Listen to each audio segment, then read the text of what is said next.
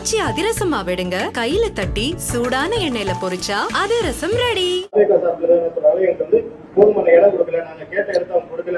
போதுமான இடம் கொடுக்கலன்னா நீங்க ஏன் நடத்துறீங்க? அந்த இடம் எங்களுக்கு பத்தாதுன்னா நீங்க நடத்த மாட்டேன்னு சொல்ல வேண்டியதானே. அதுக்கு உயர்நீதிமன்றத்தை போய் நீங்க அணுகி உரிய இடத்தை வாங்கி நீங்க நடத்த வேண்டியதானே, தள்ளி போட வேண்டியதானே, 4 நாள் ஒரு வாரம் தள்ளி போட வேண்டியதானே. உங்களுக்கு தெரியலையா எவ்வளவு பேர் அங்க ஆட்கள் திரள போறாங்கன்னு? அந்த இடத்துல உங்க ஆட்களுக்கு இடம் போதாதுன்னு சொன்னா நீங்க தானே முடிவு பண்ணணும். போலீஸ் வந்து கட்டாயப்படுத்தினாங்களா, கையெழுத்து வாங்கினாங்களா, ஒப்பந்தம் போட்டாங்களா?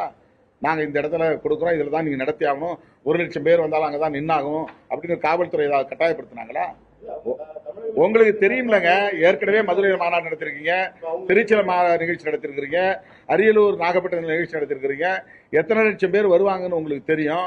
இந்த இடம் எங்களுக்கு போதாதுன்னா கொடுத்தா கூட வேண்டாம்னு சொல்லிட்டு போக வேண்டியதானே. ஒரு வாரம் கழிச்சு நடத்த வேண்டியதானே. உயர்நீதிமன்றத்தை அணுகி இந்த இடம் தான் எங்களுக்கு வேணும், இதுதான் அகலமான பாதைன்னு சொல்லி கேட்டு வாங்க வேண்டியதானே. கரூர்ல ஏது அவ்வளவு பெரிய அகலமான 100 அடி சாலை ஏதாவது இருக்கா? 8 வழி சாலை ஏதாவது இருக்கா? இல்லைன்னா பொதுவான இடத்துல ஒரு 5 லட்சம் பேர் கூடக்கூடிய ஒரு பொது இடத்தை தேர்வு பண்ணி எல்லாரும் அங்க கூட்டி ஒரு நிகழ்ச்சி மாதிரி நடத்த வேண்டியதானே, ஒரு பொதுக்கூட்டமா மாநாடு நடத்த வேண்டியதானே.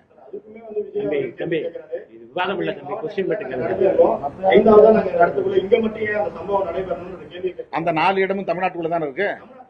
அந்த 4 இடத்துல ஏன் இவருக்கு திமுக அரசாங்கம் அதுதாங்க, திமுக அரசாங்கம் நடத்துற இடம் தானே அந்த 4 இடமும். திமுக அரசாங்கம் அங்க பண்றதானே அந்த 4 இடத்துல பண்ணிருக்கலாம்ல. அந்த 4 இடமும் திமுக ஆட்சி நடக்கிற இடம் தானே, தமிழ்நாடு தானே. அப்பவும் தமிழ்நாட்டு முதலமைச்சர் தானே அங்க இருந்த, இவர் தானே முதலமைச்சரா இருந்தாரு. இந்த காவல்துறை தானே அந்த 4 இடங்கள்லயும் பர்மிஷன் கொடுத்தாங்க. அப்ப அந்த 4 இடத்துல பண்ணிருக்கலாம் இல்லையா? திருச்சியில பண்ணிருக்கலாம் இல்லையா? மரக்கடை சந்தில பண்ணிருக்கலாம் இல்லையா? இது வந்து அவங்க குறி வைக்கிறது என்னன்னா செந்தில் பாலாஜி மேல பழிய போடணும். செந்தில் பாலாஜி மேல ஏன் பழிய போட நினைக்கிறாங்கன்னா, அவர் மேற்கு மண்டலத்தினுடைய பொறுப்பாளராக இருக்கிறாரு. மேற்கு மாவட்டங்கள்ல அவர் தேர்தல் வேலை செய்ய விடாம தடுக்கணுங்கிறது பிஜேபியுடைய நோக்கம். பிஜேபிக்கு மேற்கு மாவட்டங்கள்ல ஒரு பேஸ் இருக்கிறதா அவங்க நம்புறாங்க. அப்ப செந்தில் பாலாஜி இருந்தாருன்னா மேற்கு மாவட்டங்கள்ல தேர்தல் வேலையில நம்ம வந்து வெற்றிகரமா செய்ய முடியாதுன்னு ஒரு பயம் இருக்கு. அதனால இந்த பிரச்சனையை செந்தில் பாலாஜி மேல தூக்கி போடலாம்னு நினைக்கிறாங்க. இல்லைன்னா ஏன் இதே சம்பவத்தை செய்யணும்னா திமுகவோட அந்த மாவட்டங்கள் அமைச்சர்கள் இல்லையா? அந்த மாவட்டத்தில் இருக்கிற காவல்துறை திமுக அமைச்சர்கள் சொன்னா கேட்க மாட்டாங்களா? இந்த மாதிரி திரித்து பேசுறதுனால தான் நம்ம பதில் சொல்ல வேண்டியிருக்கு. ஆச்சி அதிரசமா விடுங்க, கையில தட்டி சூடான எண்ணெயில பொரிச்சா அதிரசம் ரெடி.